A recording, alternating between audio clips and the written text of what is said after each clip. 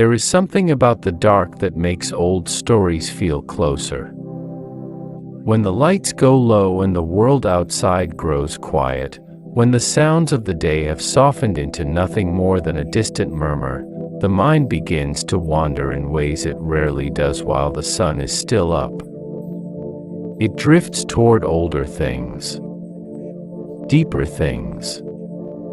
It reaches for stories that were told long before anyone thought to write them down, stories that traveled from one generation to the next, carried only on breath and memory, shaped and reshaped over centuries by the mouths of people who sat, just as you are sitting now, in the dark, listening. Tonight, we are going somewhere old. Not old in the way that feels dusty or distant or irrelevant. Old in the way that still echoes. Old in the way that still moves through the blood of language and landscape, through the names of days we speak without thinking, through the shape of a ship carved from oak, through the glint of a star that navigators once trusted with their lives. Tonight, we are going to the world of the Norse. To the gods who stood at the roots of the universe and the people who looked up and named those gods with words for thunder and wind, for war and love, for wisdom and wild laughter. We are going to the Viking Age, which lasted roughly from the late 8th century through the late 11th century, a span of about 300 years during which a collection of seafaring, farming, storytelling, and deeply curious people from what we now call Scandinavia, Norway, Sweden, and Denmark, left impressions so deep on the world that we have never fully shaken them loose. But we are also going somewhere even older than that. Because the Norse did not invent their gods out of nothing. Their mythology had roots stretching back thousands of years, tangled with the mythologies of other Germanic peoples, drawing from observations of the natural world, from the long winters and the brief summers, from the ice and the sea and the vast silences of northern forests. Their gods were shaped by their landscape, and their landscape lives in their gods, and tonight you will drift through both. There is no need to keep track of everything. Think of this less as a lesson and more as a slow walk through a very old museum, where the exhibits are not behind glass but all around you, where the light is low and amber and warm, and where there is no one rushing you to the next room. You can pause here. You can breathe. Let the names wash over you like water over stone. Let the images come and go. Let yourself drift into this old, quiet world, and let it hold you for a little while. Let us begin, as the Norse themselves often began, at the very beginning. At the moment before anything existed. In Norse cosmology, before the world was formed, there was a place called Ginnungagap. This word is difficult to translate cleanly into English, but it carries a meaning something like the great void, or the yawning emptiness, or the gap that swallows and contains all potential. It was not darkness exactly, because there was no light yet to contrast with. It was not silence exactly, because there was no sound to measure it against. It was simply the space that existed before existence found its footing. In the Norse telling, the universe did not begin with an act of will or the words of a god. It began with temperature. To the north of Ginnungagap lay a realm called Niflheim, whose name means something close to the world of mist, or the world of fog. It was the realm of cold and ice, of rivers that had been frozen so long they could no longer remember having been water.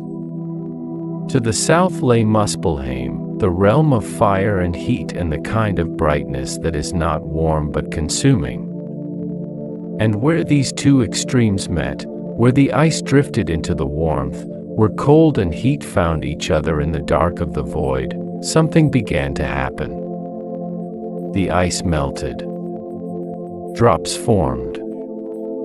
And in those drops, life, or the first gesture toward life, stirred. There is something worth sitting with in this cosmological image.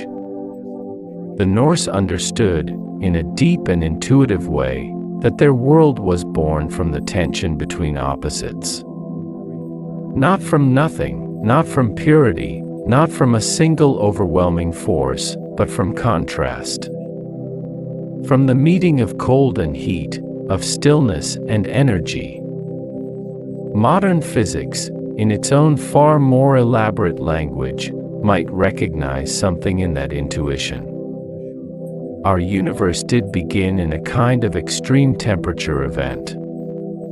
The earliest moments after the Big Bang were defined by unimaginable heat, and the long story of cosmic evolution has largely been a story of things cooling down, of energy finding structure through contrast and gradient, and the slow work of physics organizing itself.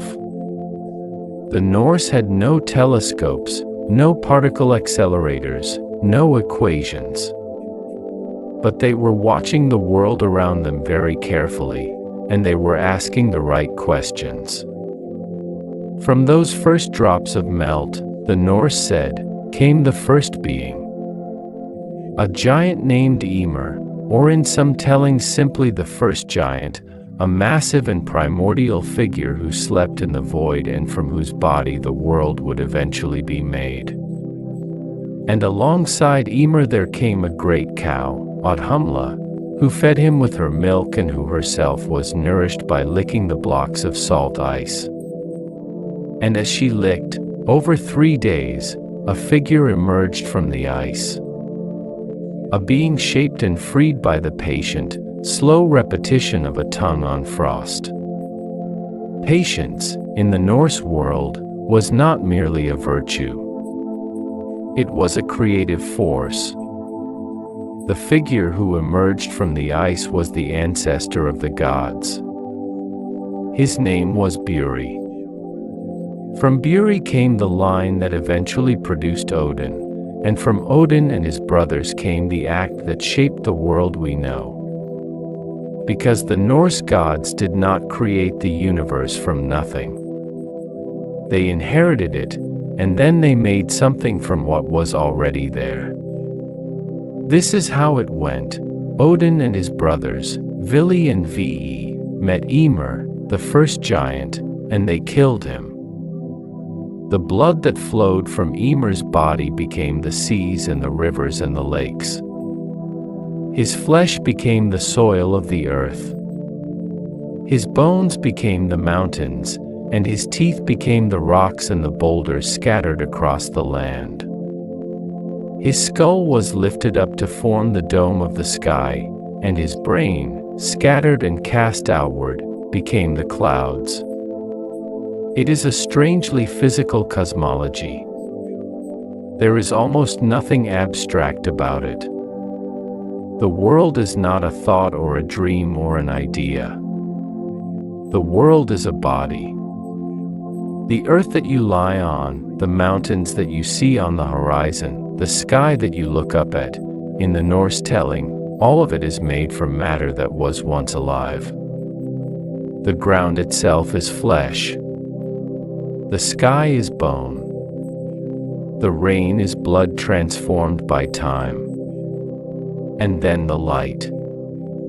The Norse gods gathered sparks and embers from Muspelheim and placed them in the sky to become stars and set the sun and the moon on their paths, and the world was given its rhythm.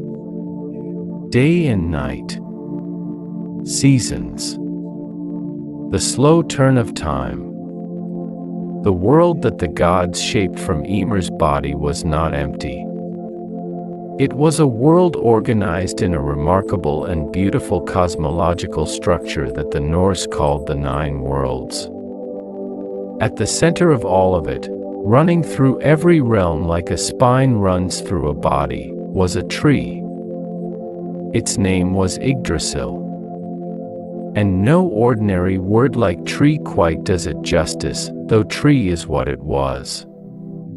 An immense ash tree, sometimes described as the greatest of all trees, so vast that its branches spread across the heavens and its roots reached down into the deepest places of existence. Yggdrasil was not merely a tree that existed in the Norse universe. Yggdrasil was, in some sense, the universe itself, or at least its structure. The worlds were not separate bubbles floating in empty space. They were nodes on the body of this tree, held in relation to one another by its branches and its roots, connected by its sap and its bark and the great slow life that moved through it. The name Yggdrasil is often translated as Odin's horse, because Ygg is one of Odin's many names and Drasil means horse or steed, and in the old Germanic world a horse was sometimes a kenning, a poetic shorthand, for a thing you hang from, and Odin, in the great myth, hung himself from this very tree for 9 days and 9 nights, wounded by a spear, giving himself as a sacrifice to himself, in order to learn the secrets of the runes. So the tree that holds the universe is named for this act of sacrifice. The universe, in Norse thought, is quite literally the thing Odin hung from. The thing he suffered through in order to understand. There is something quietly extraordinary about that. The tree had 3 roots, each drinking from a different well. One root drank from the well of near which the Norns, the weavers of fate, sat and spun. Another root drank from the well of Mimir, a well of deep wisdom and knowledge, at which Odin had paid a terrible price to drink, the price being one of his eyes. And the third root reached down into Niflheim, into the cold and the dark, near the spring Virgelmer from which the great rivers of the cosmos flowed. Imagine that for a moment. A universe that is not a void but a living tree. A cosmos that has roots reaching into both wisdom and cold.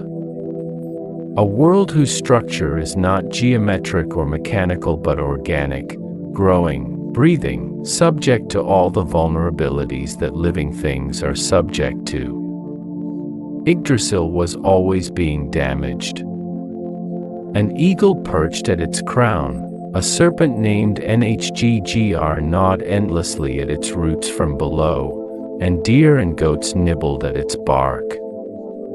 And yet it survived, held together by the water the Norns poured over it each day, mixed with the white clay of the sacred well, to keep it strong and pale and standing. The cosmos, in other words, required tending. It was not self-sufficient. It needed care. The 9 worlds on Yggdrasil each had their own character, their own inhabitants, their own kind of light or darkness or heat or cold. We have already met Niflheim and Muspelheim, the extremes at the edges. But in between, the worlds were more nuanced, more textured, more inhabited.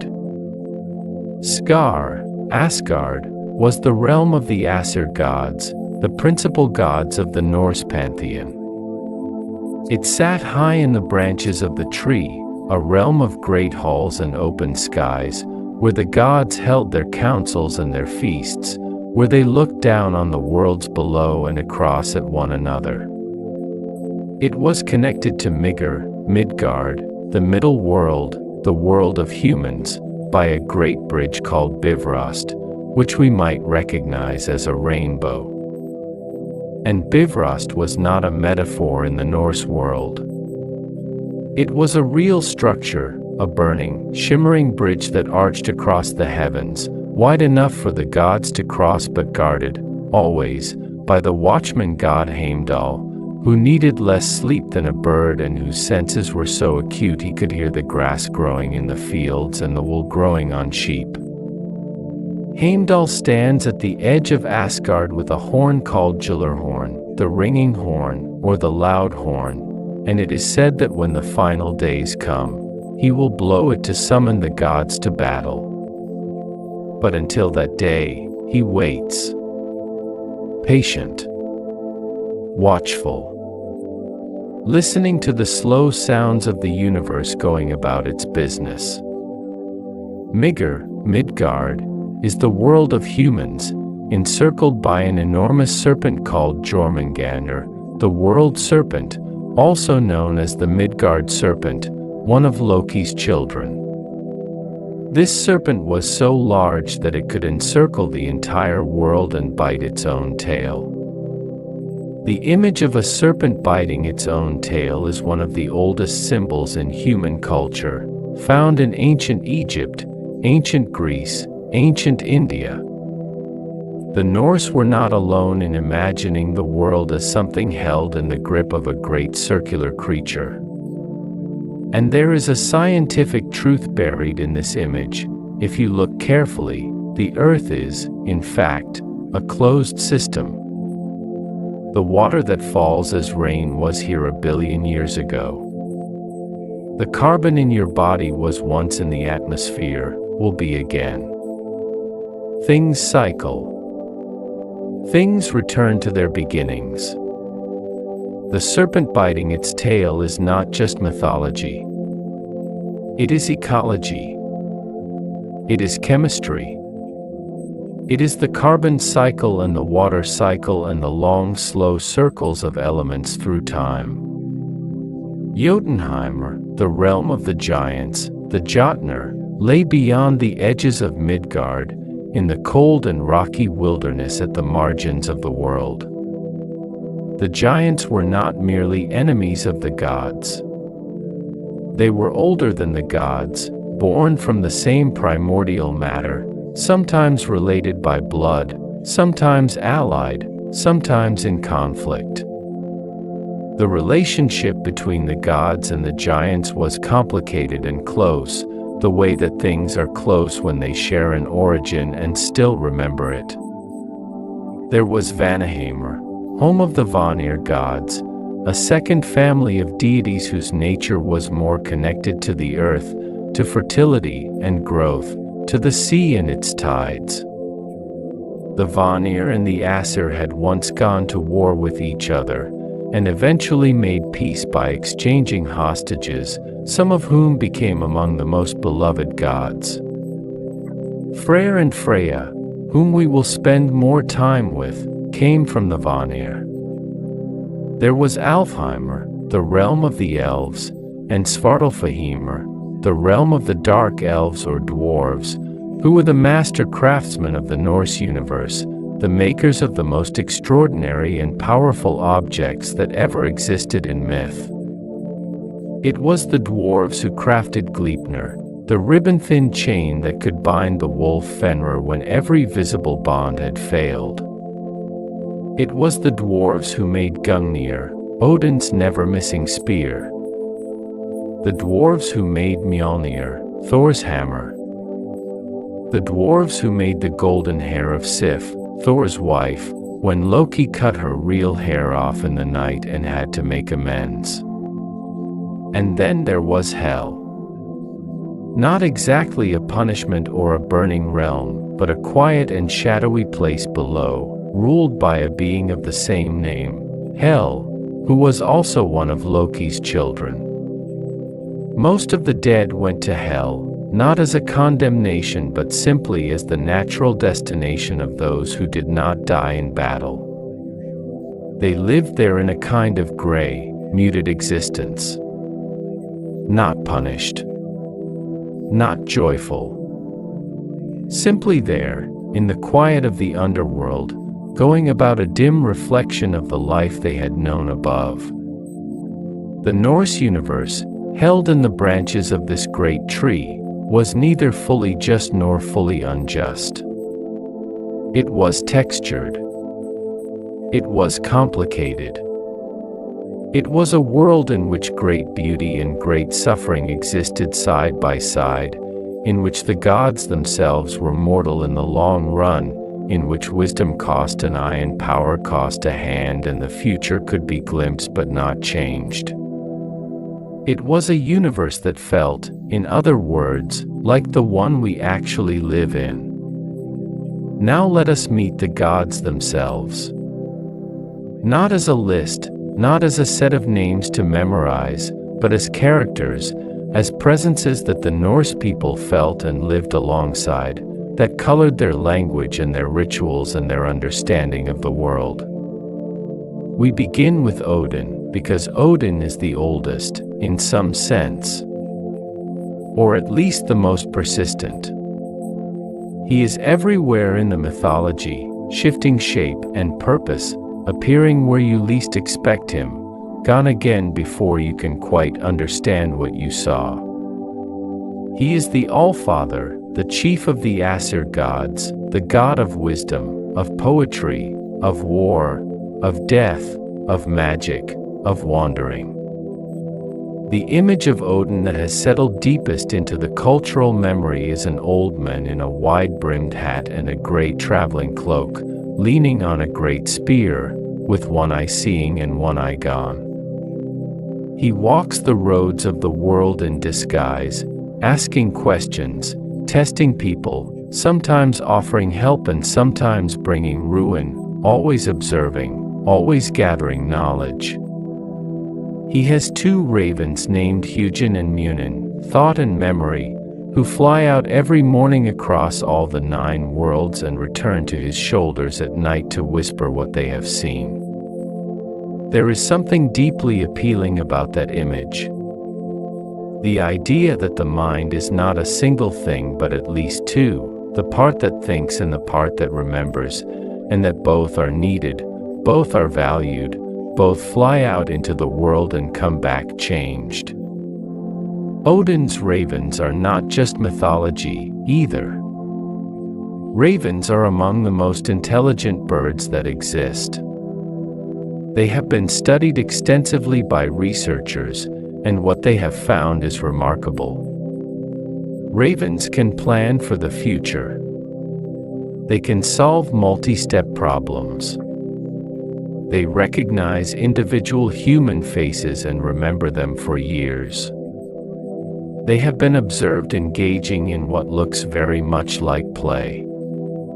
They communicate in complex ways, using sounds and gestures and behaviors that vary by context and relationship.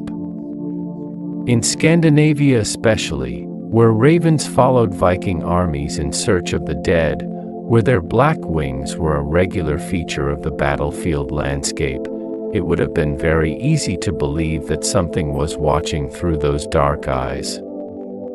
Something wise. Something that went home at night and reported. Odin's sacrifice at Yggdrasil, which we mentioned briefly, is worth returning to. He hung on the tree for 9 days and 9 nights, pierced by his own spear, fasting, looking down into the well at the roots below, and on the 9th night the runes came to him. He screamed. He reached down. And he had them. This is not just a myth about wisdom. It is, in a strange way, a myth about the nature of learning itself. The deepest knowledge, the Norse suggested, does not come easily. It does not come from comfort. It comes from a kind of controlled surrender, from giving yourself over to the process of not knowing, of enduring the discomfort of not understanding, until something shifts. Neuroscientists who study insight and creativity might recognize something in that structure. There is good evidence that the brain works on problems during periods of rest and apparent inactivity, that the moments of sudden understanding often come not during focused effort but in the spaces between, in the moments when the grip loosens. Odin hung there for 9 days, suspended between effort and surrender, and then the knowledge arrived. The runes that Odin gained were more than an alphabet, though they were an alphabet too.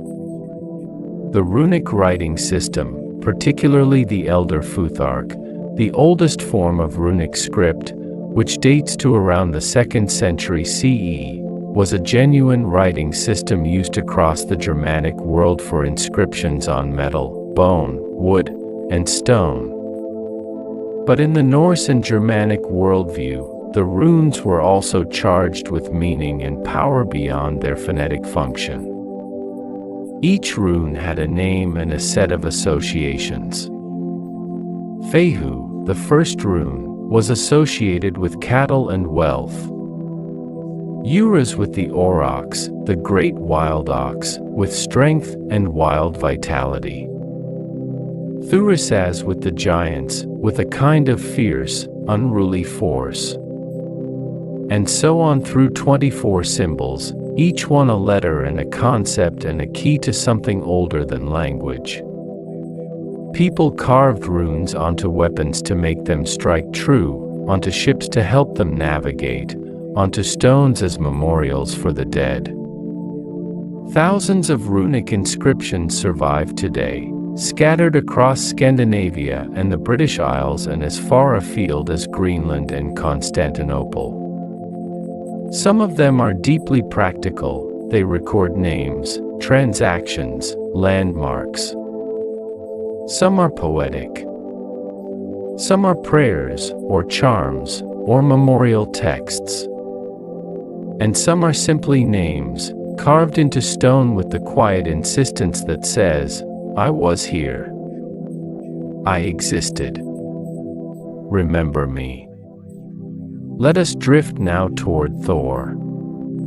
If Odin is the deep and complicated god, the one who asks questions and travels in disguise and deals in riddles and sacrifice, then Thor is the one who meets the world directly. Thor is the god of thunder. He is the son of Odin and the earth herself, the Norse called the earth Jr, and Thor was her son, which made him in some sense the son of the world he protected. He was large and strong and red-haired and deeply good-natured in the way that strong people sometimes are, the kind of goodness that comes from knowing you could destroy things and choosing not to. He was the protector of Midgard, the world of humans, and the gods' most reliable defense against the giants who threatened to consume everything. His hammer, Mjolnir, is one of the most recognizable symbols in Norse mythology, and it has had an extraordinary cultural afterlife. In archaeological sites across Scandinavia, archaeologists have found hundreds of small Thor's hammer pendants, worn as amulets, presumably for protection, not so different from how a cross might be worn in Christian contexts. Interestingly, there are sites where both hammer pendants and cross pendants have been found together, which suggests a period of transition and coexistence, when people were navigating between old beliefs and new ones and perhaps hedging their spiritual bets. The hammer's name, Mjolnir, most likely comes from a word meaning lightning or perhaps to crush, and its association with thunder made a kind of practical sense to people who watched storms move across the sky. Thunder was not understood as an atmospheric pressure event. It was the hammer of Thor striking somewhere above the clouds. Lightning was not understood as static electrical discharge. It was the flash of Mjolnir's arc. When a storm came in from the north and the thunder rolled across the hills, a Norse farmer did not think, a cumulonimbus cloud is generating electrical charge differentials. He thought, Thor is up there, working. And yet the science and the myth are not as far apart as they might seem. We now know that thunder is the sound of air expanding rapidly when heated by lightning, and that lightning is indeed a kind of hammer blow, a massive discharge of electrical energy that can heat the surrounding air to temperatures 5 times hotter than the surface of the sun. For a fraction of a second. a thin column of superheated plasma, stretching from cloud to ground, releasing energy equivalent to the detonation of a small explosive. You could argue that Thor's hammer was not so far wrong as a description. There is something striking and violent and immensely powerful happening in that sky. The Norse simply gave it a face and a name and a narrative, which is what humans have always done with things that are too large and too strange to leave unnamed. Thor's most famous adversary was Jormungandr, the Midgard serpent, who lay coiled in the ocean at the edge of the world. Their enmity was deep and destined. They were written into the fabric of each other's fate. At the end of all things, in the great battle called Ragnarok, they would finally meet in their final confrontation. Thor would kill the serpent, and then take 9 steps, and then fall from the venom. This was not a surprise to anyone. The Norns had woven it. It would happen because it had always been going to happen. The Norse relationship with fate was one of the most distinctive things about their worldview. They had a concept called WYRD, which was related to the idea of fate but was not exactly predetermination in the fatalistic sense we might assume. The Norns, 3 figures named Verandi, and Skuld, whose names roughly correspond to what was, what is, and what shall be, sat at the well beneath Yggdrasil and wove the threads of every life, every event, every outcome. Their weaving was not arbitrary. It was the world expressing its own deep logic, its own pattern. And yet the Norse heroic ideal was not to escape fate or to pretend it did not exist. It was to meet fate with dignity. The hero who knew he was going to die and went anyway. The god who knew Ragnarok was coming and prepared for it anyway. The warrior who walked into a battle he could not win and did not flinch. There was a word for this, Drengr, which is roughly translated as a bold, brave, honorable person. To be a Drengr was to face the inevitable with your eyes open and your head up. The stars had already written the ending. What remained was how you moved through the story. Softer now. Let us move toward a gentler presence. Freya. Even her name is soft at the edges, it means lady, in the older Norse sense of the word, and she was the goddess of love, of desire, of beauty, of gold, of magic, of war, and of death. She holds more in her portfolio than any other Norse deity except perhaps Odin, and there may be a reason for that. Some scholars think Freya and another goddess named Frigg were originally the same figure, or closely related ones, whose identities gradually separated over time as stories multiplied and needs shifted. Freya traveled in a chariot pulled by 2 great cats. She wore a cloak made of falcon feathers that allowed her to take the form of a bird and fly between the worlds.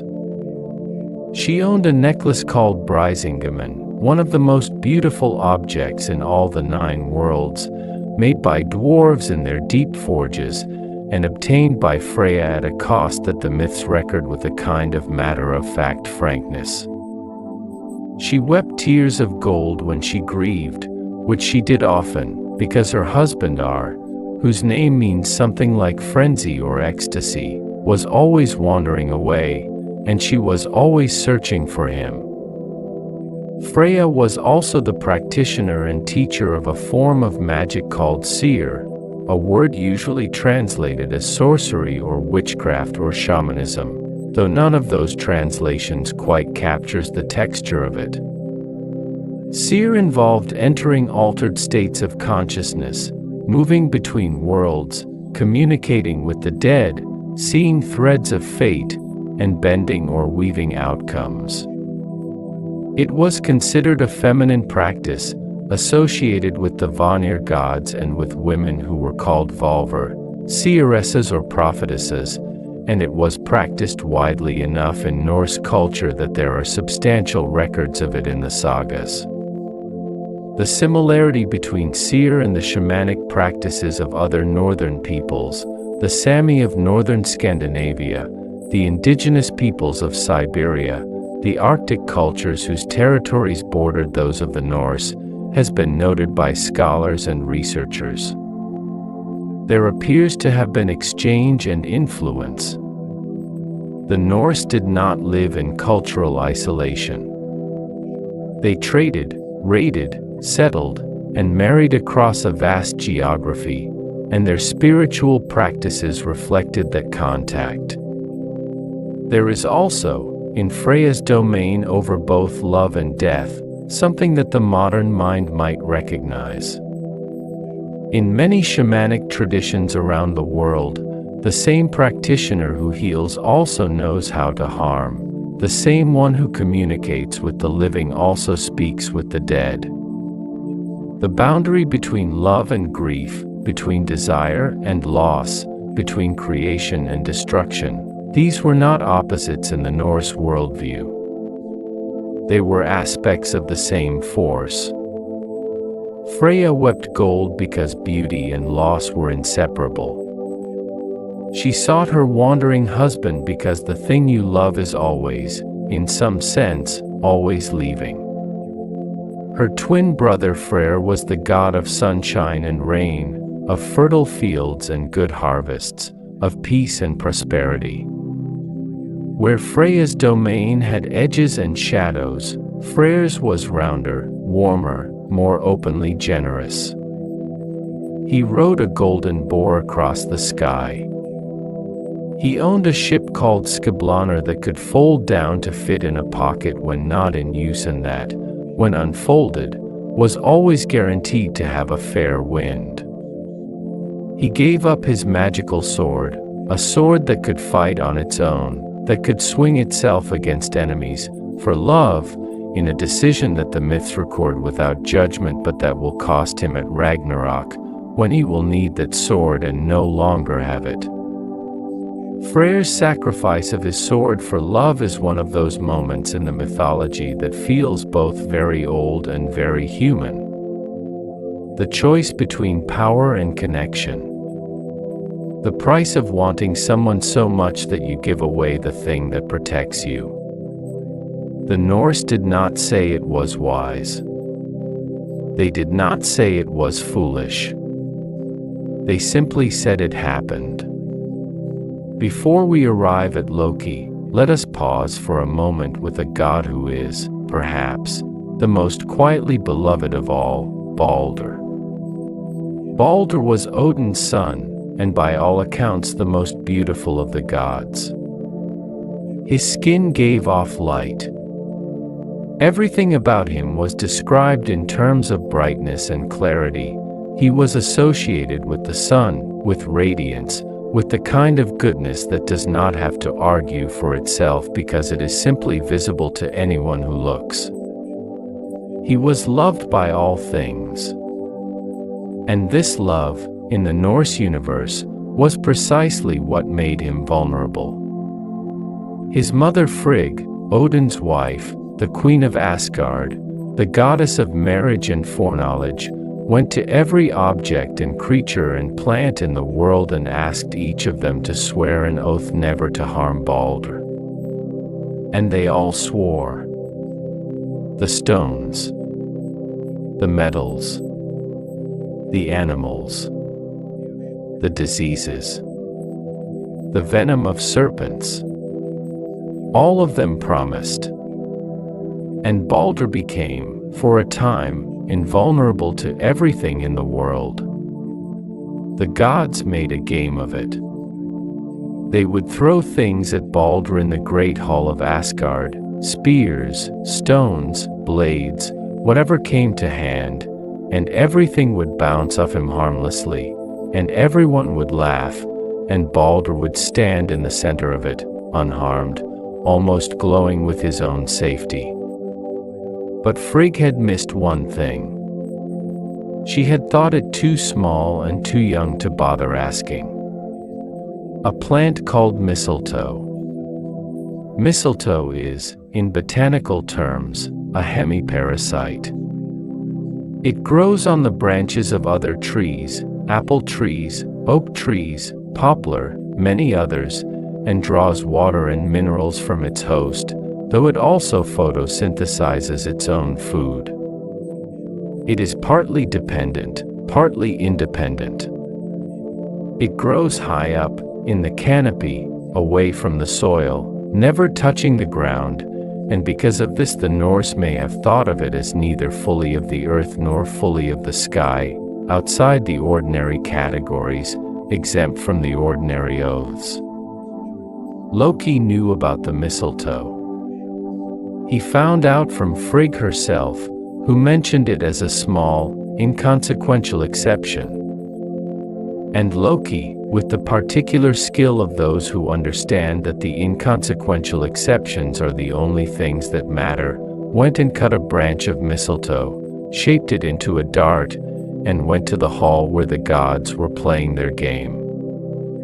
Among the gods standing there was Hr, Baldur's blind brother. He could not see to aim, he said. He was not joining in the game. And Loki offered to help him. He placed the mistletoe dart in HR's hands and guided his arm and told him where to throw. The dart flew. Baldur fell. The grief in Asgard was total. The grief spread beyond Asgard. The Norse told it as a cosmic event. All things that live mourned Baldur, as all things had loved him. An emissary was sent to Hel to ask for his return. Hel said she would release him, if every living and dead thing in all the 9 worlds wept for him. And every living and dead thing did weep. Except one. An old giantess, who may have been Loki in disguise, refused to weep. Said she had felt nothing for Baldur in life and felt nothing for him now. And so Baldur stayed in Hel. The bright god remained in the gray quiet below the world. Baldur will return, the mythology promises. After Ragnarok, after the burning and the new beginning, Baldur will rise from Hel and take his place in the new world that grows green from the sea. He is not gone. He is waiting. The light is not extinguished. It is simply not yet time. There are scholars who have spent entire careers exploring the Baldur myth, tracing its possible connections to other dying and rising god narratives from across the world. The pattern of a beloved figure who is lost and awaited and eventually returns. This is not unique to Norse mythology. It appears in ancient Mesopotamian religion, in Egyptian mythology, in Greek stories, in the figure of Christ in Christian tradition. The Norwegian writer Victor Rydberg and later scholars debated whether Baldur had astronomical roots, whether he was connected to the winter sun, to the vegetation cycle, to the rhythm of the seasons. None of these theories is entirely satisfying, and perhaps none of them is meant to be. Some myths work precisely because they are overdetermined, because they carry meaning from multiple directions at once. The story of Baldur, whatever its deepest roots, says something about beauty and vulnerability, about the thing you love being the thing that can be lost, about light having edges. And then there is Loki. Loki is the figure who defies simple categorization. He is not evil, exactly, though he causes harm. He is not good, exactly, though he helps the gods and rescues them and makes things right after he has made them wrong. He is the god of mischief, of transformation, of fire, of trickery, of wit, and he is also a kind of catalyst, the agent of change in a cosmos that would otherwise calcify and stagnate. Loki is a shapeshifter. He transforms himself into a salmon, a fly, a seal, an old woman, a mare. He is the father of monsters, Fenrir the great wolf, Jormungandr the world serpent, and Hel, the ruler of the dead, but also the mother of Sleipnir, Odin's eight-legged horse, which Loki birthed after transforming into a mare to lure away the horse of a giant builder. The Norse did not blink at this. Gender and form were fluid in Loki's world.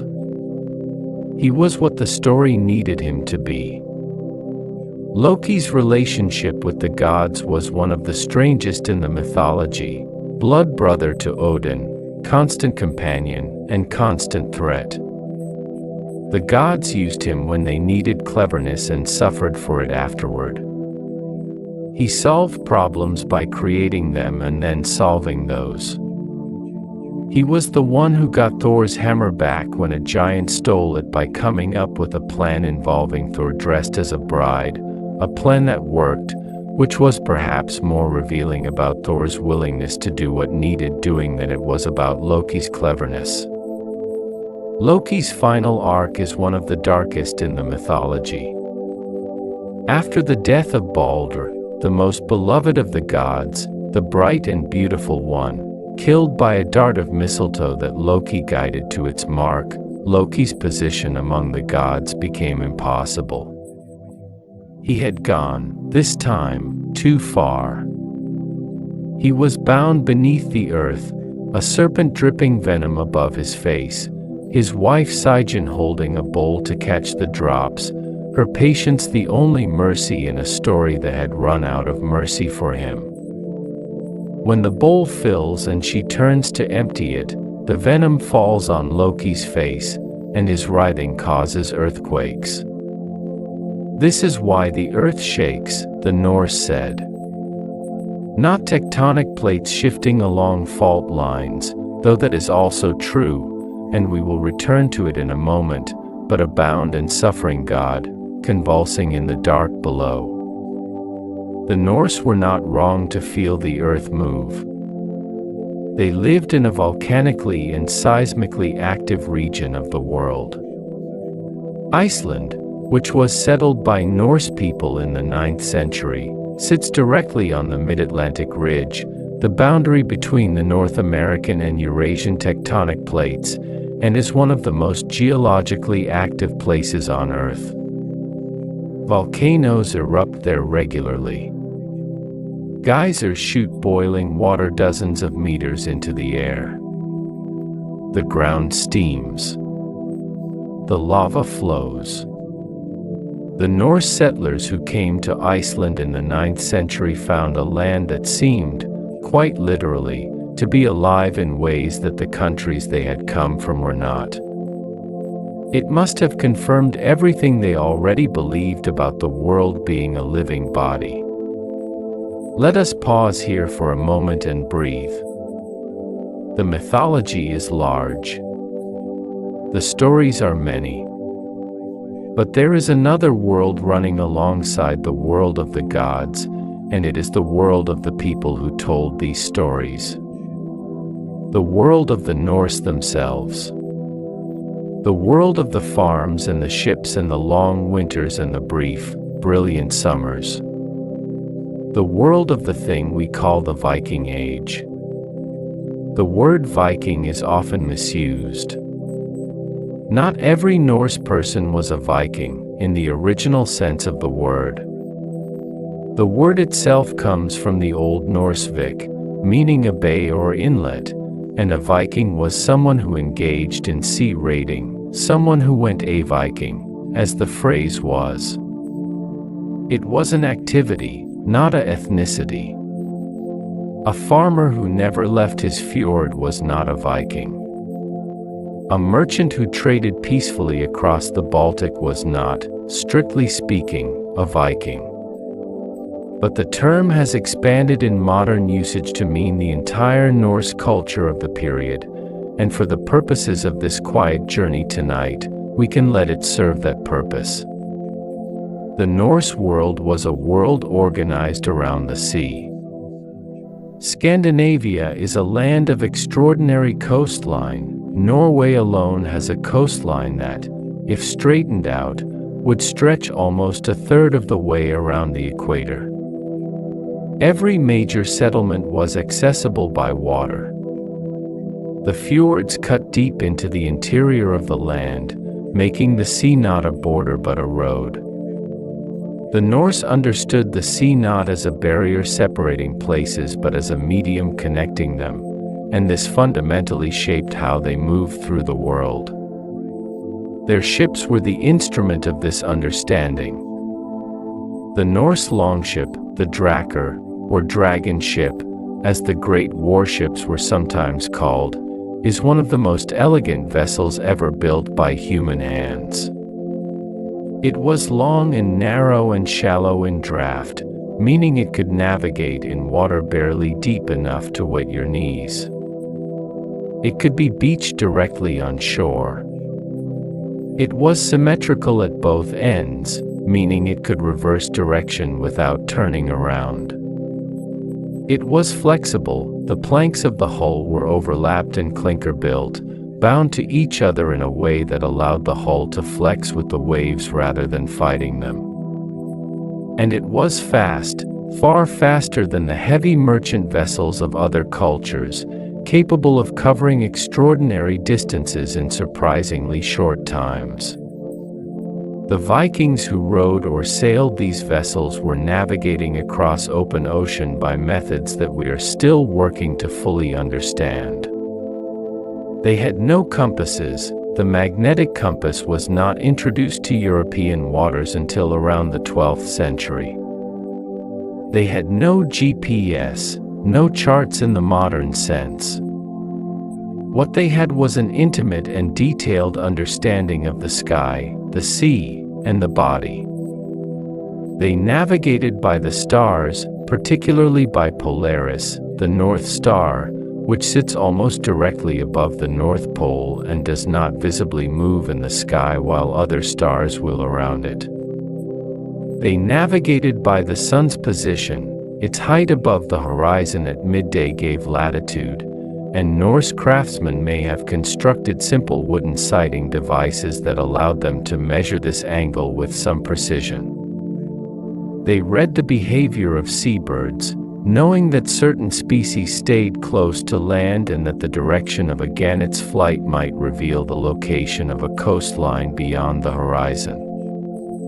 They may also have used a remarkable tool called a solar stone, or solarstein, mentioned in some Norse texts and thought to be a naturally occurring crystal called Iceland spar, which is a form of calcite.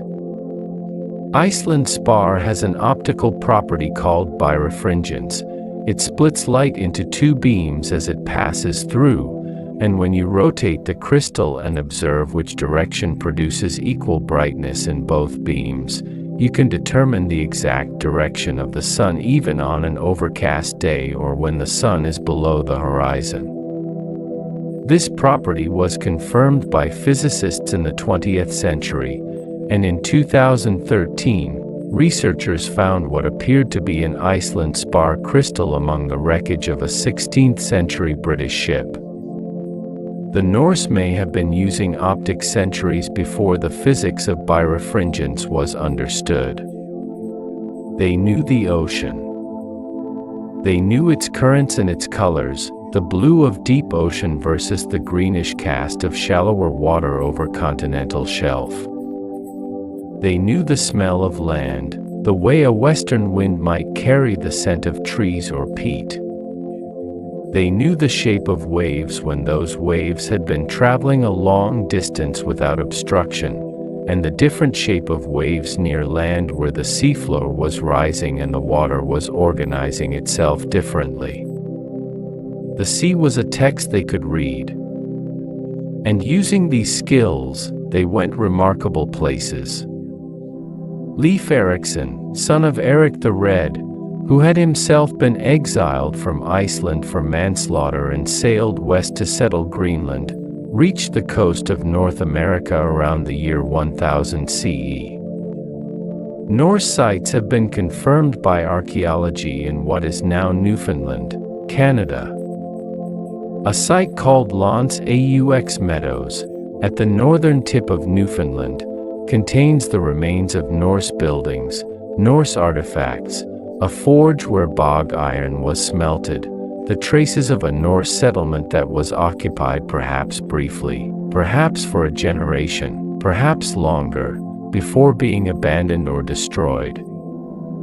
The Norse, in other words, did not simply discover North America, they arrived there nearly 500 years before Columbus, navigated back, had complex experiences there that the sagas describe with remarkable specificity, and then, for reasons that archaeology and saga study are still working to untangle, let it go. They called the land Vinland, which most likely means the land of grapes or berries, and the sagas describe encounters with the indigenous peoples they called Skrælingr, a term that may mean barbarians or foreigners and that reflects the limited sympathy of the times, though the stories also acknowledge trade and conflict and the simple fact of other people already being there. The Norse reached Greenland and found it occupied by Inuit people who had migrated there from the northwest. They reached Iceland, which was uninhabited when they arrived, or nearly so. Irish monks may have been there first, seeking solitude. They reached and settled the Faroe Islands, the Shetlands, the Orkneys, the Hebrides, the Isle of Man, and large parts of Ireland, Scotland, and England. They navigated the rivers of what is now Russia and Ukraine, following the great waterways south toward Byzantium. Constantinople, the largest and richest city in the medieval world, where Norse mercenaries called Varangians served as the personal guard of the Byzantine emperor. They sailed to Byzantium and returned with silk and spices and silver coins stamped with Arabic script, which have been found in Norse graves thousands of kilometers from where they were minted. The Norse world was not a local one. It was enormous, connected, diverse, and curious. The image of the Viking as a raider, which is real, documented, historically significant, is only one corner of a much larger picture. Norse merchants, explorers, farmers, craftsmen, poets, and navigators shaped an entire age of human movement and contact, and the traces of it are everywhere once you start looking. Let us drift now toward the daily life of these people. Away from the gods and the ships, into the quieter texture of an ordinary Norse life. The kind of life that most people lived, in most places, most of the time. A Norse farm was a world unto itself.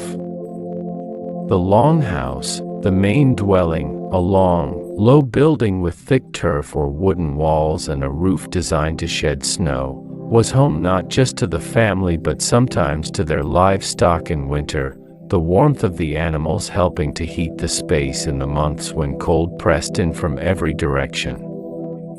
The hearth ran down the center of the house, its smoke rising through a hole in the roof. Around it the household organized its days, cooking, weaving, woodcarving, storytelling, sleeping, eating, arguing, reconciling. Norse society was organized into layers, from thralls, enslaved people, obtained through raiding or born into the status, to carls, or free farmers and craftspeople, to jarls, the powerful and wealthy. A thing called the thing, an assembly, the origin of many modern parliamentary systems, was where free men gathered periodically to settle disputes, make decisions, and conduct the business of the community. Iceland, founded by Norse settlers in the late 9th century, developed the Althing, which began in 930 CE and claims to be one of the oldest continuously operating parliaments in the world. Women in Norse society occupied a position that was constrained by the standards of the time but somewhat freer than in many contemporary cultures. A Norse woman held legal rights. She could own property, initiate divorce, and manage the household in her husband's absence. The sagas contain many powerful female characters, including the Valvar, the seeresses who practiced seer, who moved through society with a particular kind of authority. And the sagas also preserve, in their matter-of-fact way, the stories of women who did things that the culture was not entirely sure how to classify, women who dressed as men, fought in battles, traveled alone. Norse material culture was rich and beautiful. Their metalwork, particularly in gold and silver, was intricate and flowing, using animal forms and interlocking patterns that seemed to move even when standing still. The Mammon style, the Rindrike style, the Inn style, each a distinct chapter in the evolution of Norse artistic expression, named after the sites where characteristic examples were found. The Inn style, the last and perhaps most refined of the Norse decorative traditions, takes its name from a small stave church in western Norway, where the carved wooden portal shows sinuous, interlacing animals chasing one another in spirals of extraordinary elegance. The style appears to have developed in the 11th century, right at the edge of the Viking Age's end, as if the tradition was growing more refined even as the world that made it was dissolving. The Norse wood-carving tradition was deep and skilled. We know this partly from the Oseberg ship burial, which we will return to in a moment, and partly from the stave churches, the oldest wooden structures in the world still standing, with their overlapping timber planking directly analogous to the clinker-built hull of a longship. The men who built the stave churches had likely built ships, or learned from those who had. The geometry of a church and the geometry of an upturned hull are not so very different when you stand in each and look at where the walls meet overhead. Their wood carving was extraordinary. The elaborate carvings on the prow of a Norse longship were not decoration for decoration's sake but a statement of identity and power, a way of saying something about who you were and what force accompanied you. The dragon head prow, the Drakr, was perhaps detachable in harbor, the sagas suggest, so as not to frighten the land spirits of a friendly coast with its fierce gaze. Norse textile work, when it survives in the archaeological record, which is rare, because cloth decays quickly, shows sophisticated dyeing and weaving techniques, the use of imported dyes, the movement of trade goods across enormous distances. Weld gave yellow. Woad gave blue. Matter gave red. And the patterns that could be woven on a warp-weighted loom by a skilled weaver were of genuine complexity: twills, diamonds, herringbones, in wool that had been carefully prepared and spun to an even thread. The Norse woman who sat at her loom was not merely making fabric. She was practicing a technology that required years of learning, a spatial intelligence to hold patterns in the mind before they appeared in cloth, and a patience that the Norns themselves might have recognized. The Norse buried their dead in ships, sometimes. Or at least they buried some of their most important dead that way, surrounded by the objects they would need in the next life, the weapons and tools and jewelry and food and animals, sometimes even other people, and placed in the hull of a vessel that was itself the vehicle between worlds. The Oseberg ship, discovered in a burial mound in Norway in 1904, contained two women, one older, one younger, their identities still debated by researchers, buried in a ship nearly 22 meters long, surrounded by objects of extraordinary beauty and craftsmanship: a carved wooden cart for sledges, 5 carved animal heads whose purpose is unknown, textiles, kitchen equipment, and a bucket of apples. The older of the 2 women in the Osberg burial, who may have been the primary person being honored, or may have been a sacrificed attendant, researchers are not certain, showed signs of arthritis and had worn teeth, the marks of a long and physically demanding life. She died in her 70s or 80s, an advanced age for the period. Whoever she was, queen, vulva, high priestess, some combination, she was given the richest burial yet found in the Norse world. The ship, the goods, the preparation of the burial mound, all of it speaks of a community that cared enormously about honoring her passage. The Osberg ship now sits in a museum in Oslo, preserved and displayed in the dim quiet of a building designed specifically to hold it. People come from all over the world to stand before it and feel the same thing, the particular sensation of proximity to deep time. The knowledge that human hands built this, human grief placed objects here with care, human hands lowered this into the earth more than 1,000 years ago, and here it is, and here you are, and for a moment the distance between you collapses entirely. The Norse relationship with death was not simple. They did not have a single afterlife. They had several, and which one you went to depended on how you died and who you were and, perhaps, which gods claimed you. Valhalla, Valhall in Old Norse, the Hall of the Slain, is the most famous. It was Odin's great hall in Asgard, an enormous building with 540 doors, each wide enough for 800 warriors to walk through side by side, its roof thatched with shields and its walls hung with armor. Here Odin gathered the Einherjar, the chosen dead, warriors who had fallen bravely in battle and been selected by the Valkyries to come to Valhalla. The Valkyries were figures of immense presence in the Norse imagination. Their name means choosers of the slain, and they rode across the battlefield on horseback, sometimes armored, sometimes wrapped in light, and they decided who would die and who would live. They escorted the chosen dead to Valhalla. In some tellings they were fierce and autonomous figures with their own desires and stories. In others they were more like divine servants of Odin's will. In the sagas, the Valkyrie figure overlaps at times with the Shield Maiden, a human woman who fought in battle, and the distinction between myth and history blurs in interesting ways.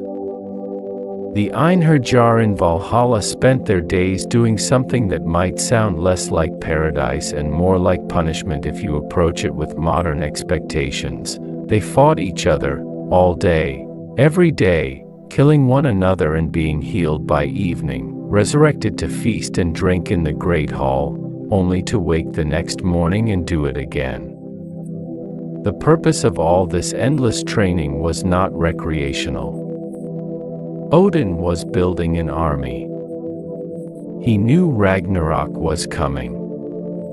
He was preparing his warriors for the final battle, collecting the best fighters from every age, sharpening them through endless repetition, so that when the end came he would have the finest army ever assembled. He knew, of course, that it would not be enough. The mythology is clear on this. The gods would fight, and fight well, and most of them would die. Odin himself would be swallowed by the wolf Fenrir. Thor would kill the Midgard serpent and then fall, poisoned. Freyr, who gave away his sword for love, would fall without it. The world would burn. But after Ragnarok, the Norse said, the world would be reborn. The earth would rise from the sea, green and new. The surviving gods would meet again. The children of the fallen would find the ancient game pieces, the chess-like pieces the gods had played with in the old days, scattered in the grass. And two humans, Lif and Ulfraser, who had sheltered inside Yggdrasil during the destruction, would emerge and begin again. The Norse did not see the end as the end. They saw it as a turn, a cycle, the cosmic serpent biting its tail. Quieter now. Let us move into softer places. The Norse experienced time differently than we do, in some ways. They had no 7-day week until it was influenced by contact with Rome, and even then the Norse named their days for their own gods. The connection is still with us, embedded in the language we speak every day without noticing. Tuesday is Tyr's day, Tyr, the one-handed god of justice and single combat, who sacrificed his hand to allow the gods to bind the wolf Fenrir, placing his hand in Fenrir's mouth as a pledge of good faith while the other gods tied the wolf with the magical ribbon Gleipnir. When Fenrir found he could not break free and realized he had been deceived, he bit off Tyr's hand. Tyr accepted this. He had known it was going to happen. It was the price of protecting the world. Wednesday is Woden's day, Woden being the Anglo-Saxon version of Odin's name. Odin, midweek, at the pivot of the days. Thursday is Thor's day, the thunder god at the height of the working week. Friday is Frigg's day, or perhaps Freya's day, the two figures intertwining again in the root of the language. And Saturday, well, Saturday is Saturn's day, a Roman holdover. But Sunday is the sun's day and Monday is the moon's day, both celestial bodies that the Norse had their own myths about. The sun was a goddess named Sol who drove her chariot across the sky each day, chased by a wolf named Skoll, who would one day catch her. The moon was her brother Mani, also chased by a wolf named Hati. Every sunrise and every moonrise in the Norse world was a small triumph. They had outrun the wolves again. For one more day. 7 days a week, the old gods are there in the names. You speak their names without knowing it. You have been speaking their names your whole life. Let us settle deeper now. Into the quieter, more geological time of the Norse world. Into the ice and the stone and the long memory of the land. The landscape that shaped the Norse was one of the most dramatic on Earth. Norway's fjords, those deep, narrow inlets cut by glaciers over hundreds of thousands of years, are among the deepest natural features on the planet's surface. The Sonafjord, the longest fjord in Norway, extends more than 200 kilometers inland from the sea and reaches depths of over 1,300 meters. The glaciers that carved it were enormous, moving with immense slowness and immense power, grinding the bedrock down over millennia. What the glaciers left behind was a world of vertical stone faces, of mountains rising directly from deep water, of narrow valleys where the light fell at strange angles and stayed only briefly each day in winter. This landscape was not background scenery. It was formative. The Norse were shaped by verticality, by the contrast between the height of the mountains and the depth of the water, by the knowledge that the world had edges you could fall from, by the experience of long darkness in winter and endless light in summer, the famous phenomenon of the midnight sun, where above a certain latitude the sun does not set for weeks around the summer solstice. The aurora borealis, the northern lights, was another formative presence. In the Norse lands, particularly in Norway and Iceland and the northern reaches of Scandinavia, the aurora appears regularly in the night sky, green and white and sometimes red or purple, curtains of light that move and shift and breathe across the darkness. The Norse called it by various names in various traditions. Some scholars believe the aurora was identified with the Bifrost Bridge, the shimmering rainbow road between worlds.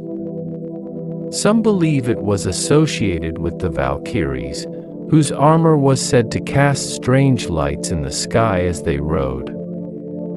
The idea that the night sky was alive, that things moved in it that were not stars, that light could appear and dance and vanish in the dark above you, this was not a metaphor for the Norse. It was their weather. The science of the aurora is one of those pieces of knowledge that, once understood, does not diminish the wonder but transforms it. The northern lights are caused by charged particles, mainly electrons and protons, emitted by the sun in what is called the solar wind. These particles travel through space toward Earth, and most of them are deflected by Earth's magnetic field. But at the poles, where the magnetic field dips toward the surface, some of these particles enter the upper atmosphere, the ionosphere, at altitudes between about 80 and 300 kilometers. When they collide with gas molecules there, mainly oxygen and nitrogen, those molecules are briefly excited, they gain energy, and then release that energy as light. The green color, which is the most common in northern auroras, comes from oxygen molecules at altitudes around 100 kilometers. The red comes from oxygen at higher altitudes. The blue and purple come from nitrogen. Each color is a specific conversation between charged solar particles and a specific atmospheric molecule at a specific height. The sun sends its particles toward Earth. The Earth's magnetic field catches most of them. At the poles, some get through. And in getting through, they paint the sky. The Norse looked up at this and thought, the bridge between worlds is visible tonight. And they were not wrong, exactly. There was something from far away arriving at the top of the world. There was something reaching down from a realm they could not reach. There was light in the dark that had no other source. They named it the best way they knew how. The Norse had poems. We should not pass through this world without pausing for the poems. They had two main forms of poetry, both immensely sophisticated. The older form, Eddaic poetry, was the kind that preserved the great mythological narratives, the Voluspa, the Vala's prophecy, which opens with a seeress asking for the attention of the world so she can tell the story of creation and the ending that will come, the Havamal, the sayings of the High One, attributed to Odin, a long collection of practical wisdom and gnomic verse, and the account of the sacrifice at Yggdrasil. These poems were likely composed orally over centuries before being written down in Iceland in the 12th and 13th centuries by scribes working to preserve what they could of the old tradition. The other form was skaldic poetry, a kind of court poetry composed by professional poets called skalds, performed for kings and jarls, following elaborate rules of meter and rhyme and alliteration, and using a distinctive form of metaphorical language called kennings. A kenning was a compound image used in place of a simple noun. The sea was the whale road, or the seal bath, or the path of the swan. Gold was fire of the water, or the battle sweat of the river. A warrior was a feeder of ravens, or a storm of swords. Blood was sweat of the sword. The kennings give an extraordinary insight into how the Norse thought about the things around them. They did not see the sea as simply the sea. They saw it in relation to the creatures that lived in it and moved across it. They saw gold as light, as heat, as something found in the depth of streams. They saw a warrior in terms of his effect on the world around him, the way the ravens followed his violence, the way death moved through him like weather. Language, for the Norse, was not transparent. It was layered, rich, deliberately dense with association. To name something well was a form of knowing it well. The Poetic Edda and the Prose Edda, the two great collections of Norse mythology that survive, the latter compiled and written by the Icelandic scholar Snorri Sturluson in the early 13th century, are not just religious documents. They are literary monuments. Snorri was working in a tradition that was already becoming archaic by his time, writing during a period of Christian conversion, trying to preserve stories that were losing their living context. His Prose Edda includes a section called the Skaldskaparmal, the language of poetry, which is essentially a handbook for would-be skalds, explaining how to use the old kennings and compose the old meters. He was writing, with remarkable foresight, a guide to a dying art, so that it would not be entirely lost.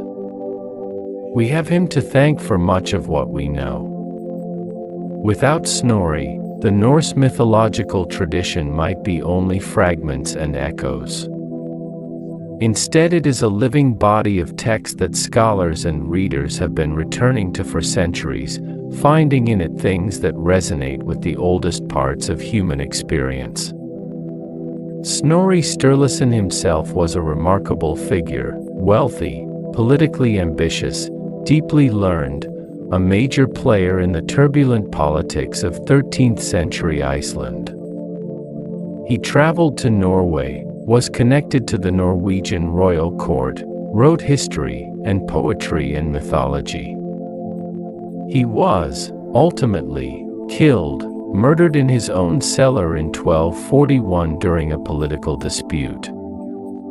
He was 59 years old. He had spent decades preserving the old stories, and the old stories outlasted him by centuries, will outlast everything built in his time, will outlast perhaps everything built in ours.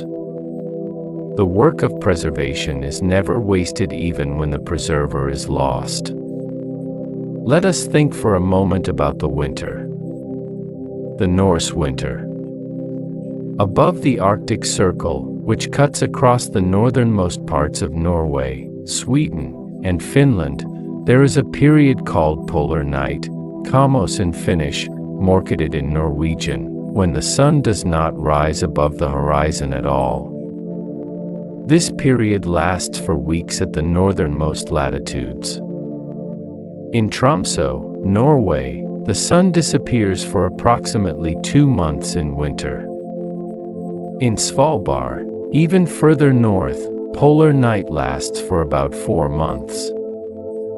For the Norse people who lived in these latitudes, and for the Sami people who lived even further north, and who had their own rich cosmological traditions that influenced and were influenced by their Norse neighbors, the return of the sun was not an aesthetic pleasure.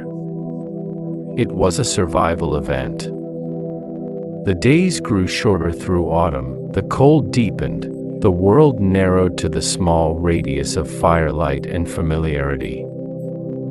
Food supplies were finite. Livestock had to survive on stored fodder.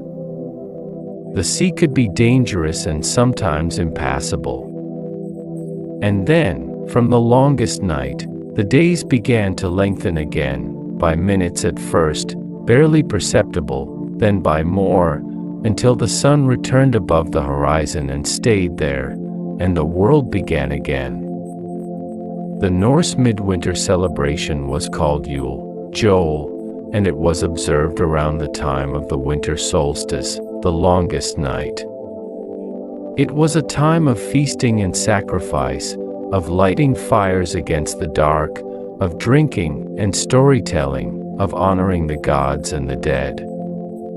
A special Yule log was burned, its light and warmth pushing back the darkness in a symbolic reenactment of the sun's return. The Wild Hunt, a phenomenon found across Germanic and Norse mythology, was associated with this time of year, a procession of gods and spirits and the dead moving through the winter sky, led by Odin on Sleipnir, his eight-legged horse, the rattling of their passage audible in the wind and the storm. Many elements of the Yule celebration persist in the Christmas traditions we practice today. The Yule log. The evergreen decorations. The emphasis on light in darkness.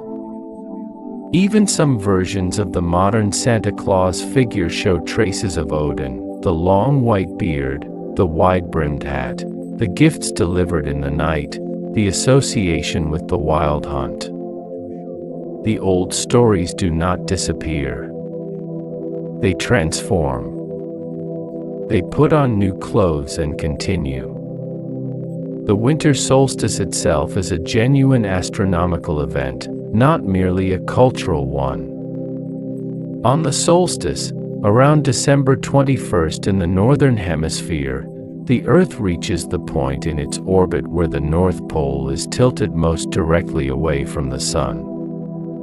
The Sun reaches its lowest arc in the sky. The day is shortest, the night longest. And then, from that point forward, the Earth's axial tilt begins slowly bringing the North Pole back toward the Sun. The days lengthen. The light returns.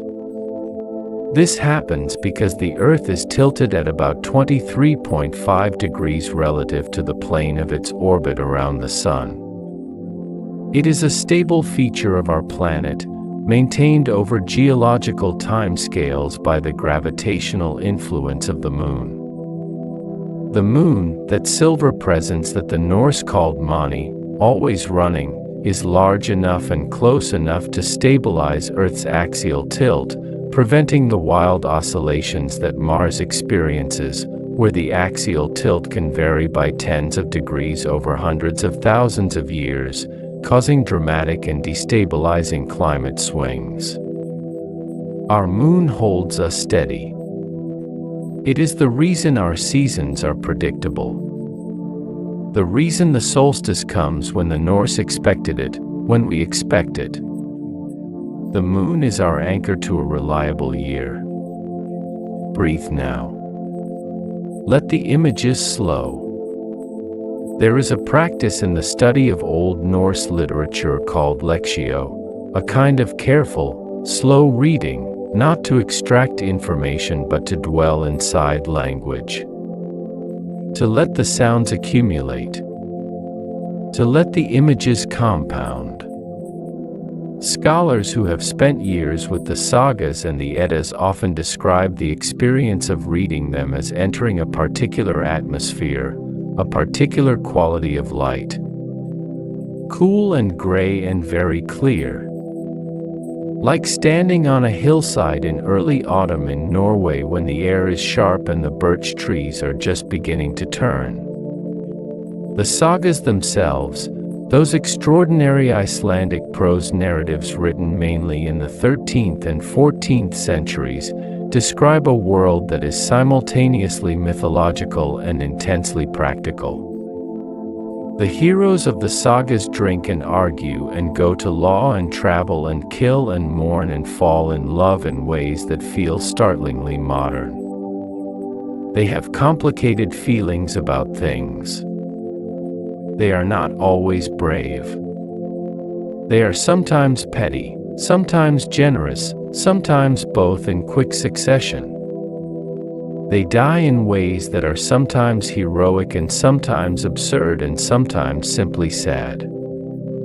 There is a particular saga called Egil's Saga, believed by many scholars to have been written by Snorri Sturluson himself, that follows the life of Egil Skallagrimsson, a Viking poet and warrior and farmer who was, by the saga's account, violent and difficult and also one of the finest poets of his age. He composed poetry in the extremes of his life, in grief, in rage, in gratitude. After his young son drowned, Egil composed a poem called Sonnedarek, roughly translated as the severe loss of sons, that is considered one of the great works of grief literature in any language.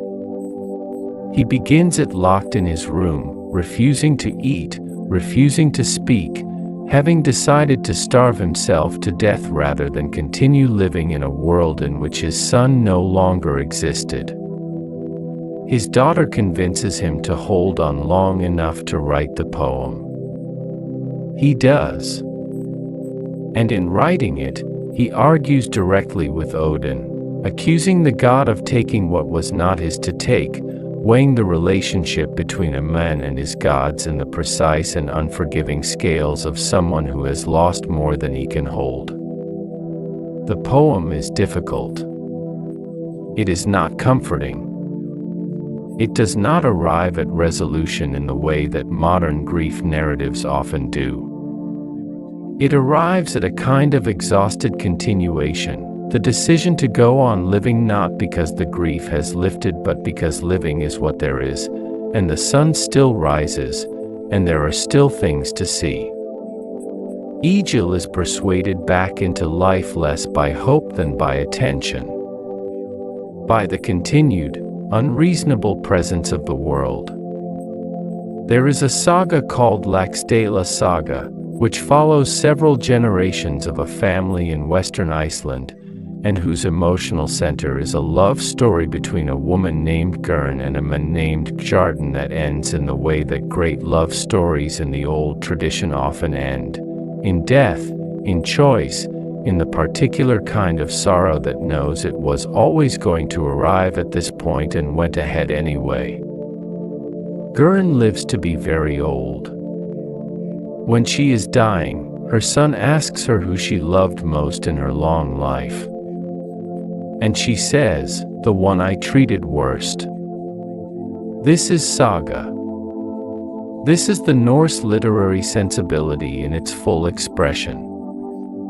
Not the triumph of the hero but the complexity of the human. Not the celebration of the bold choice but the quiet reckoning with what the bold choice cost. The Icelandic sagas are among the finest literature produced in medieval Europe. They are not given the same prominence in school curricula as, say, Beowulf or the Canterbury Tales, perhaps because they come from a small, remote island at the edge of the known world, or perhaps because they are harder to fit into conventional European literary histories, or perhaps simply because they are written in Old Norse, a language that requires years of study to read in the original and that does not have as large a tradition of translation as Latin or Old English. But those who find their way to the sagas often describe the experience as a revelation, as if a door had opened in the library of world literature that they had not known was there. The language itself is part of the experience. Old Norse is a deeply inflected language, meaning that words change their form depending on their grammatical function, noun cases, verb conjugations, adjective agreements all create a system of immense precision and density. A skilled skald working in Old Norse could achieve in one line what requires several lines in English. The language packs meaning the way a glacier packs ice, with enormous pressure, leaving nothing loose or wasted, forming something so dense it seems to resist the eye even as it reveals itself slowly to the patient reader. Modern Icelandic is, remarkably, the living language most closely related to Old Norse. A speaker of modern Icelandic can read the medieval sagas with relatively little additional training. The language is sometimes called a time capsule, preserved by Iceland's relative geographic and cultural isolation across the centuries. When you hear Icelandic spoken, its particular rhythm, the soft edges of its consonants, the way it pulls in the mouth before moving, you are hearing something that the skalds would have recognized. Something that Snorri would have understood. The same tongue, worn a little smoother by 8 centuries of continuous use, but still carrying the shape of the original. Let us slow down now. Let the names and stories rest. And yet before we sink entirely into the quiet, let us pause for a moment with the animals. Because the Norse world was deeply and specifically populated by creatures, not as background scenery but as active presences, as beings with their own meanings and their own roles in the great weaving of things. We have met the ravens already. And the wolves, Skoll and Hati, chasing the sun and the moon across the sky, and Fenrir, the great wolf bound beneath a mountain, his jaws held open by a sword, waiting for Ragnarok when he will finally break free. The eagle at the crown of Yggdrasil and the serpent at its roots and the squirrel Ratatoskr, whose name means drill tooth, who ran up and down the trunk of the world tree carrying insults between the eagle and the serpent, keeping the ancient enmity between sky and below perpetually inflamed. A small, quick, mischievous creature, performing a function that sounds almost comedic and yet is deeply necessary. The universe, the Norse understood, requires its irritants and its agitators, its carriers of inconvenient messages. Horses held a particularly sacred place in the Norse world. We have mentioned Sleipnir, Odin's 8-legged horse, the finest horse in the 9 worlds, born from Loki's shape-shifting. But horses in general were objects of reverence. Horse sacrifices are archaeologically attested at Norse religious sites. The horse was associated with the journey between worlds, with the movement of the soul after death, with passage and transition. In some Norse traditions, the horse was a guide to the dead, leading them across the boundary between the living world and whatever lay beyond. The image of Odin riding Sleipnir through the sky, leading the wild hunt through the winter dark, it is a funeral procession as much as anything else. A crossing. A becoming. Bears, too, carried immense symbolic weight. The Norse word for bear, Bjorn, is also a common human name, carried by real people, living people, kings, and farmers and explorers. To be named for a bear was to be marked as something strong and wild and difficult to kill. The bear warriors called berserkers, from the Old Norse berserker, possibly meaning bear shirt, as in someone who wears the spirit of the bear, or possibly meaning bear shirt, without armor, were fighters who were said to enter a battle state of almost supernatural ferocity. They were said to be immune to fire and blade, to fight with the strength of animals, to feel no pain. The reality, as historians and researchers have studied it, was probably less supernatural and more pharmacological. Berserkers may have used certain plants, certain mushrooms, certain combinations of fasting and ritual preparation to induce altered states.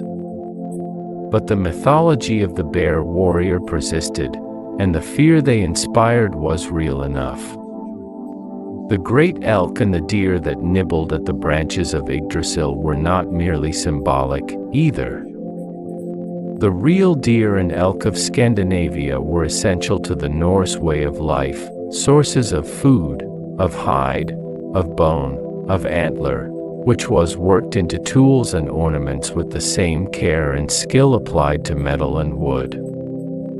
The antler picks used to dig the chalk figures of ancient Britain, not Norse, but near in spirit and time, suggest the depth of the relationship between northern peoples and the great deer. You worked with what the land gave you, and the land gave deer. And the sea creatures. The Norse had words for the whale, the seal, the walrus, the great schools of herring and cod that made northern waters wealthy. The walrus was hunted in the Arctic for its tusks, which were traded south as a substitute for elephant ivory. Walrus ivory found its way from the Arctic through Norse trading networks to Byzantium and beyond. A chess set discovered on the Isle of Lewis in Scotland in the 12th century, the Lewis chessmen, one of the most famous archaeological finds in British history, carved figures with wide eyes and worried expressions, bishops and queens and knights and pawns, was carved from walrus ivory, material that traveled thousands of kilometers from the hunting grounds of the far north to end up in the hands of craftsmen who made them into kings. What remains, when everything else settles, is the quality of the world the Norse were paying attention to. The sharpness of their attention to the natural world. The way their mythology reflected the actual physical reality of their landscape, the glaciers and the fjords and the northern lights and the volcanic fire and the long darkness and the miraculous light. They were people who looked at the world very carefully and tried to make sense of it in the language available to them. In this, they were not different from us. The methods have changed. The language has changed. The tools have changed enormously. Where Odin looked for wisdom in the runes, we look for it in the colliders and the telescopes and the equations. Where the Norse read the pattern of the stars to find their way across the ocean, we read them with instruments and algorithms. But the impulse is the same. The question is the same. What is this? How does it work? Why are we here in this particular darkness, and where are we going? The Norse answered these questions with stories, which is perhaps the most human of all the possible answers. They told stories in which the universe was a tree and the sky was a skull and the stars were sparks and the sea was blood transformed. They told stories in which wisdom cost an eye and love cost a sword and justice cost a hand and everything of value required something in return. They told stories in which the world would end and begin again, in which the heroes knew they would lose and fought anyway, in which the gods were mortal and the mortals were remembered. These were not wrong answers. They were answers in a different register, a different language, a different set of tools. They were the answers that helped people endure the long dark of winter, sail across the open ocean with no instruments but their own bodies and attention, plant crops in brief northern summers, bury their dead in ships and trust that something of significance would continue. Now the night has grown very quiet. Somewhere, at the bottom of Yggdrasil, the Norns are still weaving. Their loom is the size of the universe. The threads they work with are the lives of everything that has ever existed or will ever exist. They work in silence. They do not pause. They do not tire.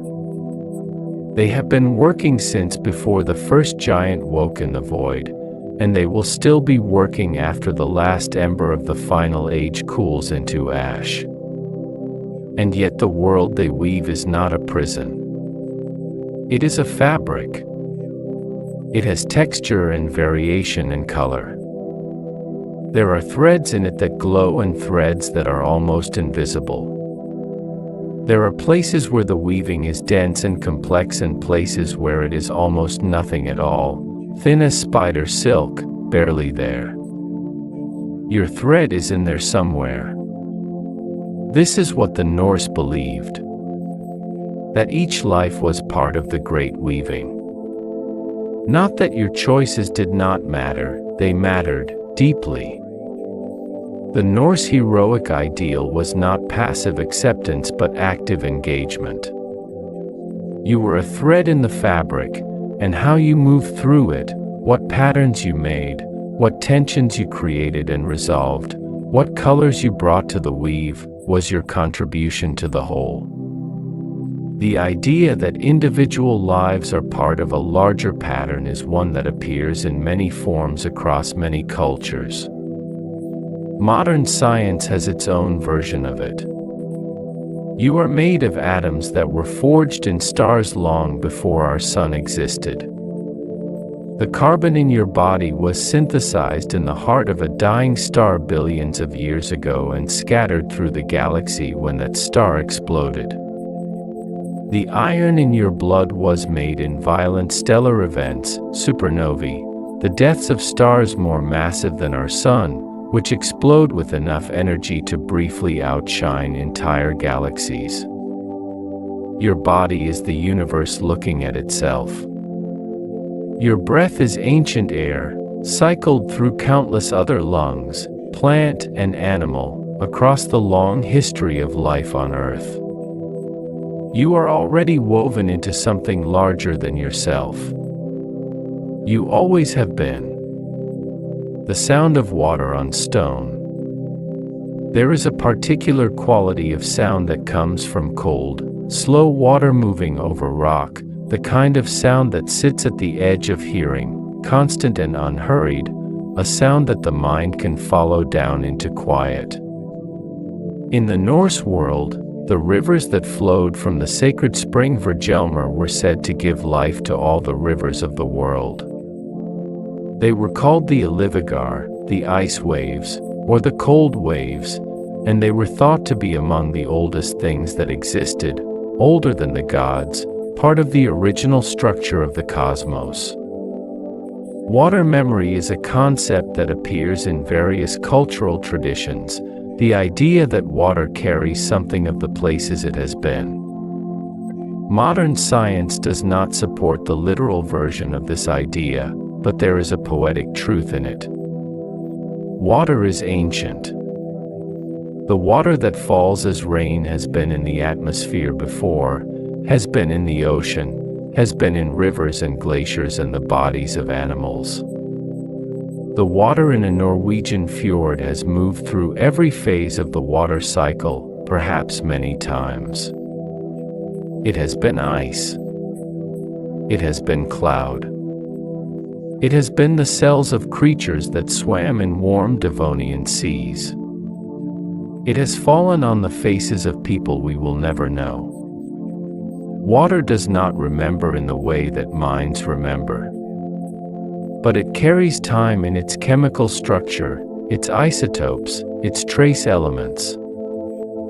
Scientists can read from water, from the ratio of oxygen isotopes in ancient ice cores, for example, the temperature of the atmosphere thousands of years ago. The ice in a glacier is a library. The snow that fell 10,000 years ago is still there, compacted and preserved, and if you drill down and bring it up and melt it carefully and analyze what it contains, it tells you what the world was like when it fell. How warm the air was.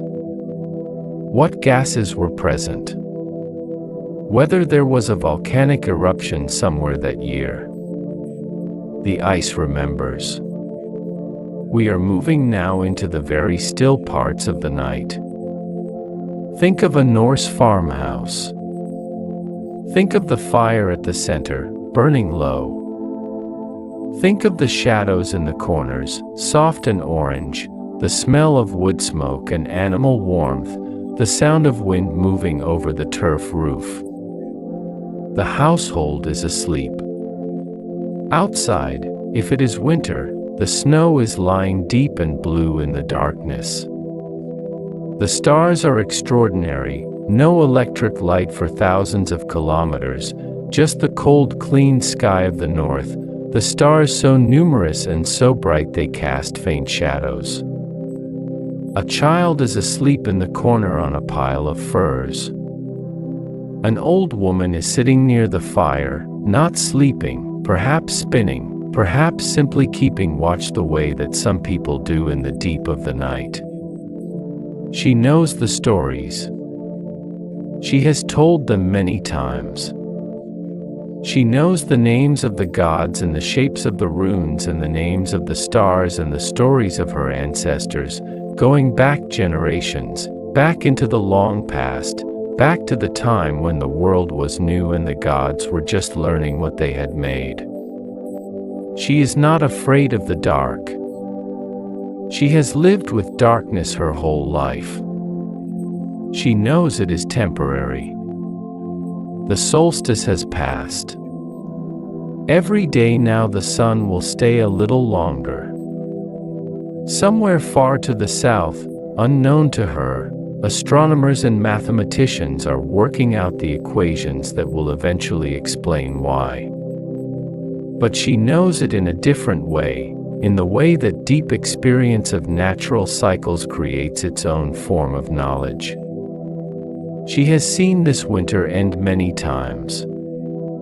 She knows this one will too. She lets the fire burn a little lower. She sets down the spindle. She wraps her shawl more closely and closes her eyes. The wind moves over the roof. The snow settles in the dark. The stars will slowly in their ancient paths, carrying the names that people have given them, carrying the light from distances so vast that the light left before the old woman's ancestors were born, before the first longship was built, before the first rune was carved, before Yggdrasil was imagined standing at the center of all things. The light travels anyway. It arrives anyway. It falls on the snow outside the longhouse in the dark. There is a word in Old Norse, fur. It means peace, or safety, or the quality of being protected and at rest. It is related to the modern English word free, and to the name Freya, and to a whole cluster of concepts centered on the idea of sanctuary, of a space where conflict has stopped, where harm is not coming, where you can breathe all the way to the bottom of your lungs. Fur was not just an absence of conflict. It was an active state, something that had to be created and maintained. Certain times were declared fur, truces, sacred periods when raiding and killing were forbidden. Certain places were fur, temples and assembly grounds where weapons had to be left outside. The thing had to be cultivated, protected, agreed upon. Tonight is fur. The old stories are not going anywhere. They will be here when you wake. Yggdrasil is still standing, or rather, the idea of Yggdrasil is still standing, which is perhaps the same thing, the concept of a universe organized like a living thing, held together by roots and branches and the water poured daily by patient hands. Odin is still wandering, one-eyed, asking questions. The Norns are still weaving. The ravens are still out in the world, gathering what they find, and they will bring it home in the morning. You have heard the stories now. They are in you. You do not need to hold them carefully. They will settle into place on their own, the way that anything truly old and truly solid settles. The wind tonight might be something like the wild hunt passing far away.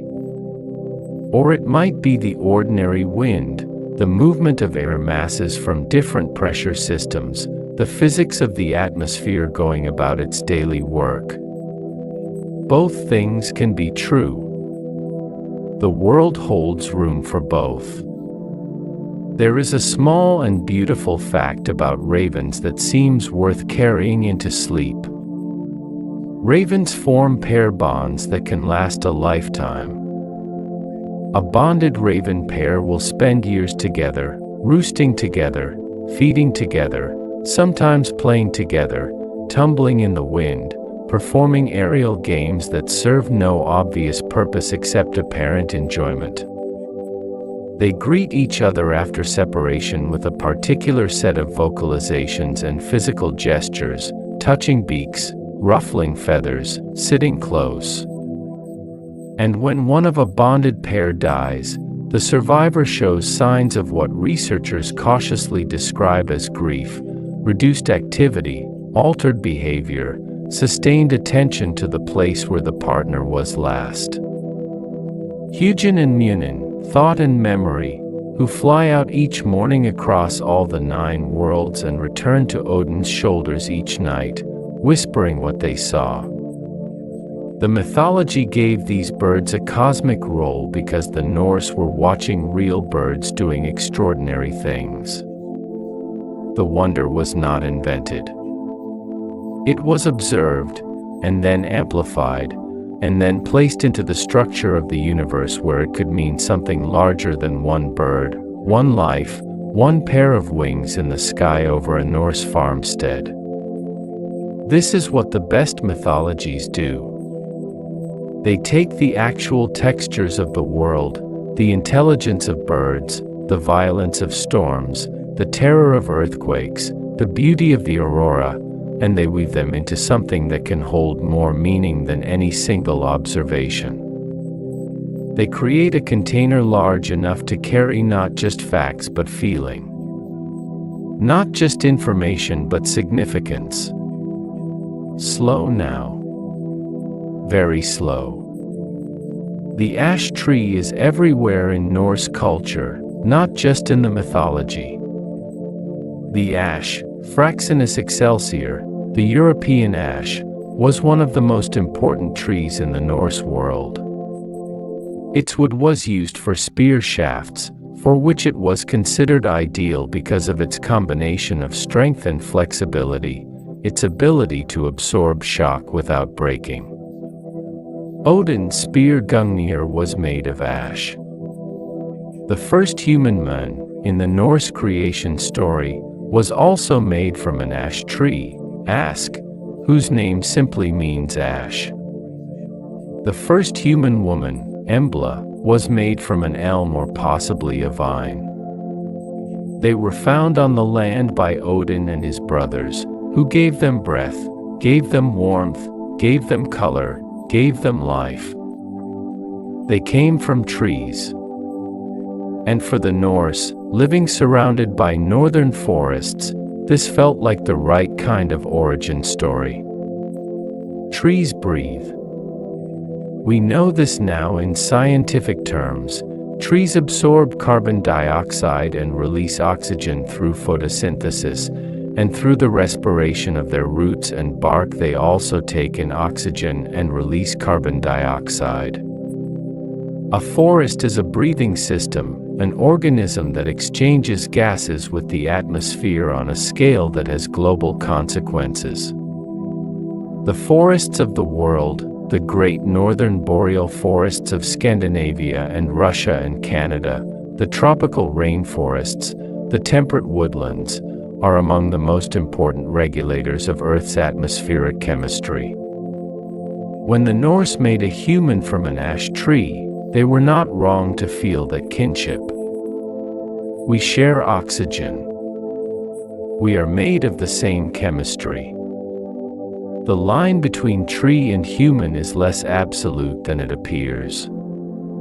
The fire at the center of the longhouse has burned down to embers now. Red coals with gray ash forming at the edges, the warmth still radiating outward but softer, gentler, less insistent. The kind of fire that you can look at without blinking. The kind that keeps the dark at bay without demanding attention.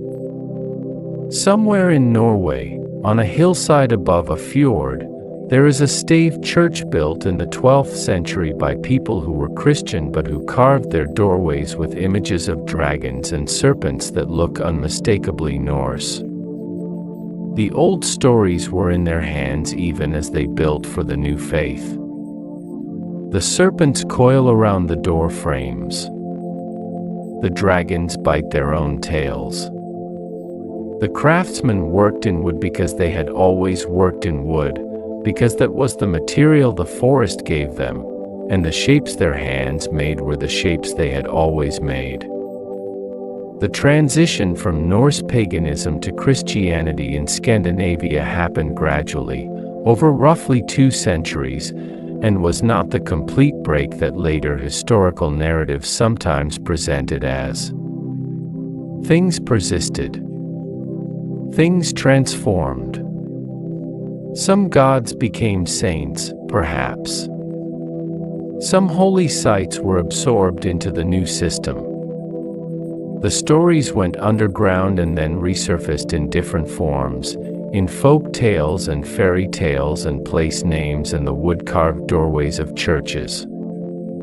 And some of them were written down in Iceland, where the old tradition was particularly strong and where scholars like Snorri Sturluson understood what was at stake and preserved what they could with remarkable care. The stars outside are extraordinary tonight. If you could stand in a dark field in Norway, far from any city, on a clear winter night, you would see the Milky Way as a visible band across the sky, the edge-on view of our own galaxy, billions of stars at a distance that makes them blur together into light. The Norse called the Milky Way by various names in various traditions, some suggesting it was a path, a road, a river of light in the sky. Winding away. Our galaxy contains somewhere between 100 billion and 400 billion stars. Most of those stars have planets. And of those planetary systems, many may have conditions that could support some form of life. We do not know yet. We are beginning to find out.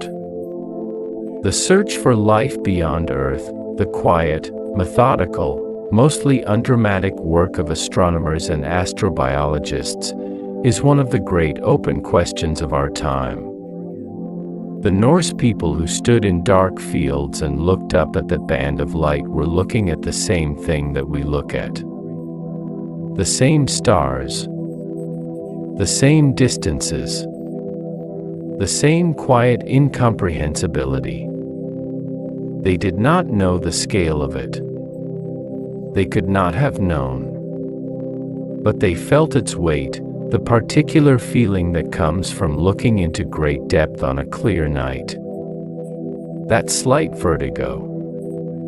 That loosening of the ordinary sense of where you are and how large you are. They named what they saw. They wove it into their cosmology. They put gods and stories and meaning into that brightness. And maybe that is not so different from what we do when we put equations and telescopes and missions into that same brightness. We are still trying to hold the sky inside some kind of meaning-making frame. We are still asking, what is this? And who are we, in relation to it? Softer still. The breath slows. The body settles. The images from the evening, the great tree, the hammering god, the wandering father with his ravens, the weaving women at the root of the world, these settle down into the softer regions of the mind. They do not need to be held. They do not need to be remembered in order to have mattered. You have drifted through something very old tonight. Something that was already old when the first longship was built, when the first rune was carved, when the first skald stood in a firelit hall and recited a poem with the concentrated care of someone carrying water in their hands. The stories are not gone. They are in the names of the days and the shapes of the letters and the wood-carved door frames and the small silver hammer pendants lying in museum drawers and the Icelandic manuscripts that Snorri wrote by lamplight in the 13th century, trying to hold what he could of what was passing. And they are in this quiet now. In the way that old things are always somehow present, the way that deep time underlies the immediate moment, the way that everything you see is resting on layers of what was here before. The Norns are still weaving. You do not need to watch them. You do not need to know where your thread goes from here. That is their work, not yours. Your work tonight is only to rest. The ravens have come home to Odin's shoulders, folded their wings, closed their eyes. They have seen everything today. They will see everything tomorrow. For now they are still, two dark shapes in the quiet, resting from the work of attention. The embers cool. The ash tree breathes. The snow lies deep and blue in the winter dark, and the stars are doing what they have always done, burning, very far away, patient as the Norns, indifferent as the cold, beautiful as the aurora that moves in silence over the top of the world. Let the names rest now. Odin, Thor, Freya, Loki, Tyr, Heimdall, Freyr, the great patience of the watching and the weaving, the great tree, the 9 worlds and all their textures, the longships on the gray ocean, the ravens and the wolves and the great serpent at the edge of everything, the small hammer pendant worn against the skin, the rune carved into stone, the skald's voice in the firelight, the woman spinning in the dark hours before the dawn. Let them settle. Let them be what they are, very old, and very human, and very present in the way that old true things always are. Outside the light is very soft now. There is something between night and not night, a quality of deep darkness that is not quite absence, that has a texture to it, a warmth even in its coolness. The kind of darkness that holds rather than threatens. The kind that precedes something but is not in a hurry to become it. In the Norse calendar, the day began at sunset. The night came first. And then the day. This is reflected in the word fortnight, 14 nights, and in the Old English word senaite, 7 nights, a week. Time was counted in nights before it was counted in days. The darkness was the beginning, not the end. So we are, in this telling, at the beginning of something. The darkness is not the end of the day. It is the start of the next one. And the next one has not yet decided what it will be. It is still forming in the dark, gathering its light, running from whatever wolf pursues it, carrying its brief warmth across the sky with the patient dignity of something that has made this journey many thousands of times and intends to make it many thousands more. Breathe. The tree is standing. The ravens are home. The fire is low and warm and constant. You are in the middle world, the human world, Midgard, encircled by the great serpent who turns at the edge of things, kept in its shape by the slow embrace of something larger than itself. The bridge to somewhere else is there if you needed it, shimmering faintly, guarded by the one who never sleeps, but you do not need it tonight. Tonight everything you need is here, in this quiet, in this ordinary and extraordinary fact of being alive in the world, in the dark, held inside the slow breathing of time. The old woman by the fire has closed her eyes. The child in the corner is dreaming. The dogs are warm and still.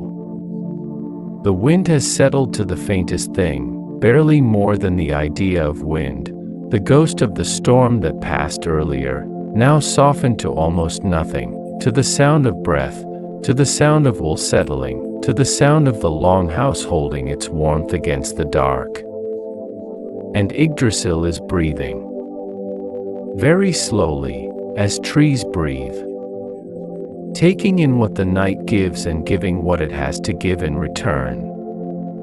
The exchange is so slow that no single moment captures it, the way that most of the deepest processes of the world are too slow for any single moment to contain them. The glacier moves, but you cannot see it move. The tectonic plates drift, but you cannot feel them drift. The stars age, but they look the same from one year to the next. The tree breathes, but the breath is too wide to follow. And this is perhaps the final thought to carry into sleep. That the world is full of processes happening at scales you cannot directly perceive. Vast and slow and constant. The universe is not waiting for you to pay attention to it. It is not holding its breath. It is not performing for anyone. It simply is, in the way that enormity simply is, turning over its deep concerns in a language of physics and chemistry and time that predates language by billions of years. And you are part of it. You are not separate from it, watching from outside. You are the universe's way of noticing itself tonight, in this particular dark, in this particular quiet. The atoms in your body are doing what atoms do. The neurons in your mind are quieting, moving from the active patterns of wakefulness into the slower, deeper waves of rest. Your breath is part of the atmosphere. Your warmth is heat, which is the motion of molecules, which is energy, which was once starlight. You are already home. Let everything go. The stories will be here in the morning. The gods will be where they have always been, in the names of the days, in the shapes of the letters, in the long memory that language carries without knowing it carries anything. The tree is standing. The ravens will fly again at dawn. Right now, there is only this. The dark. The quiet. The slow, warm fact of rest. Let the Norns weave. Let the ravens sleep. Let the world serpent turn in the deep water at the edge of things, slow and immense and patient, the great circle completing itself without hurry. Let the embers cool into gray. Let the stars do what stars do, all that burning in that distance, all that light traveling through cold space for longer than anything you can hold in your mind. Let it come. Let it all come, and let it all go. The ash tree breathes. The night holds. And somewhere in the dark, very far away and very close, in the way that old things are both, a voice is still telling the old stories to the dark, not because the dark needs to know them, but because the telling is the thing. Because the breath that carries words into the night is the same breath that carries warmth, and light, and the small, real fire of being alive. And that is enough. That is more than enough. Sleep now.